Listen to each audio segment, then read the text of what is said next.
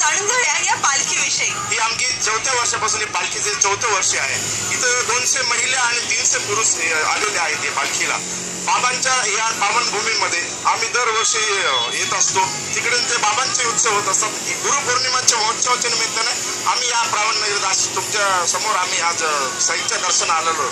चौकार म्हणून तुमची काय भूमिका असते पालखीमध्ये? चौकार म्हणून असं असतं, साईडला हायवेला गाड्या येतात किंवा रथामागे लाईनीमध्ये चालता शिस्त म्हणून सर्वांना चालावं लागतं, सांगावं लागतं चौकदारला. आणि हायवेला गाड्यांपासून संरक्षण म्हणून एक चौकदारचं काम असतं. तुला खांद्यावर घेईना, तुला पालखीत मिरवीना, साईबाबा मी शिर्डीला पायी चालत येईना.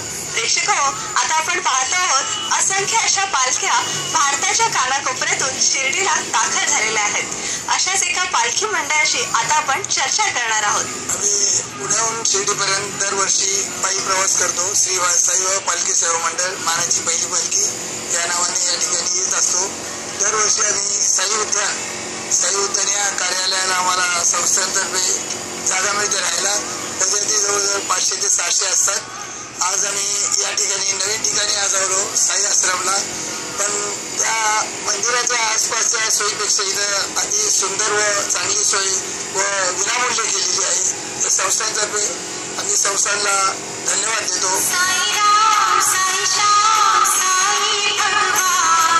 आम्ही 9 दिवस इकडे चालत येतो, पण जे काय आम्हाला त्रास होतो या रस्त्याने येताना, आमचे जे काय फोड येतात किंवा पाय दुखतात, त्याचं सर्व श्रेय आम्ही बाबांना देतो. कारण बाबा आम्हाला याचं काही म्हणजे दुखणं आम्हाला असं वाटतच नाही की पाय दुखतात म्हणून. आम्हाला बाबांचा आमच्यावरती आशीर्वाद आहे. साई बाबा की जय.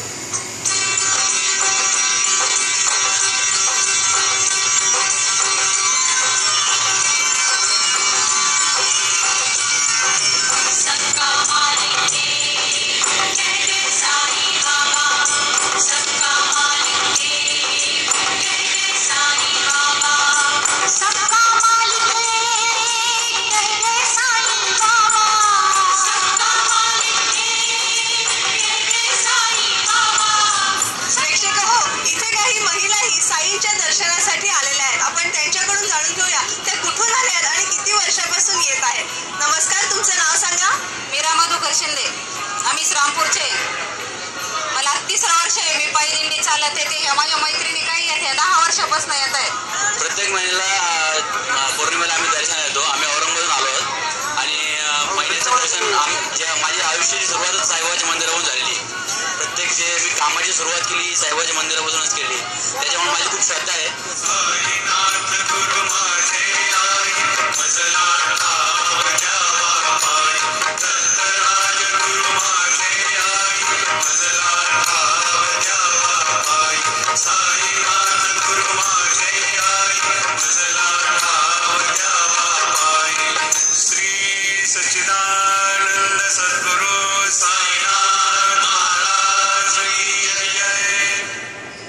श्री साईबाबा संस्थानातर्फे इथे सुंदरसा साई आश्रम बांधण्यात आलेला आहे. साई भक्तांच्या सोयीसाठी दानशूर साई भक्त के.व्ही. रमणी जे चेन्नई इथून आहे, त्यांनी त्यांच्या शिर्डी साई ट्रस्ट या संस्थेतून त्यांनी देणगी दिलेली आहे आणि या देणगीतूनच हा साई आश्रम आकारलेला आहे.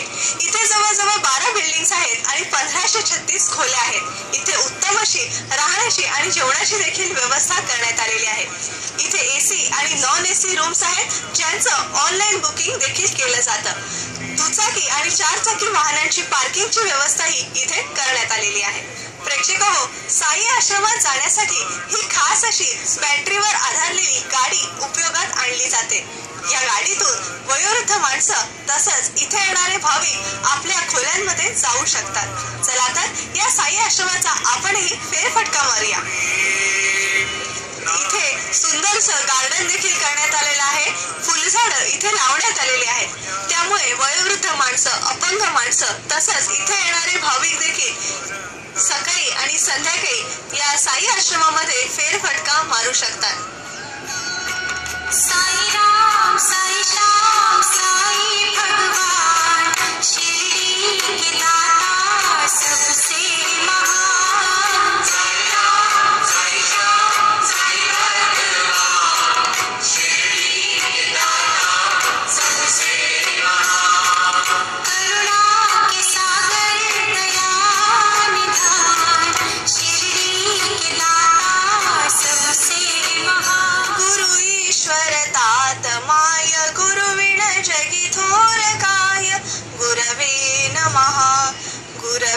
नमः.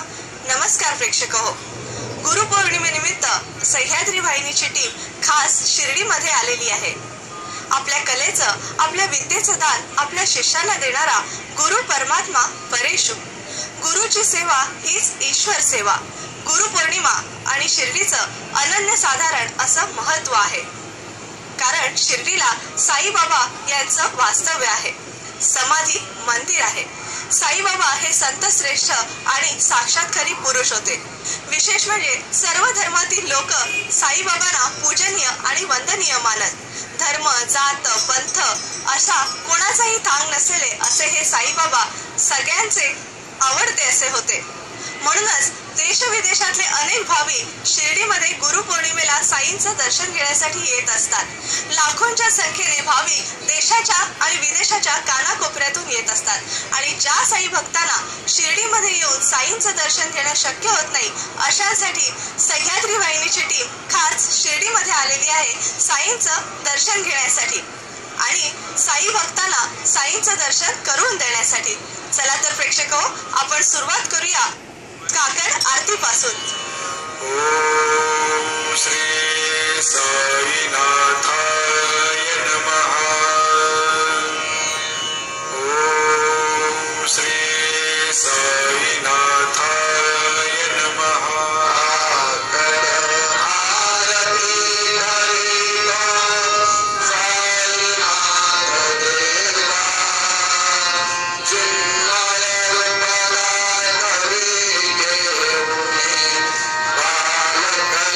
Say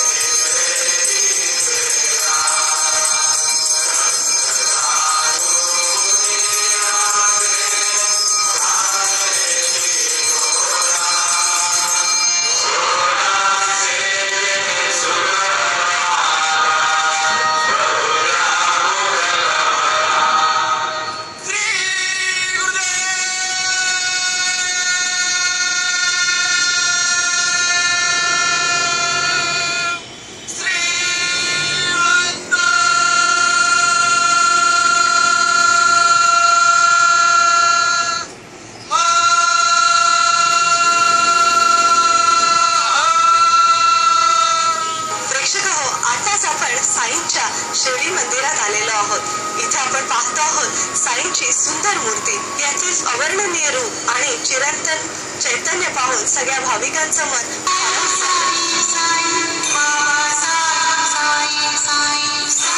हरवलं.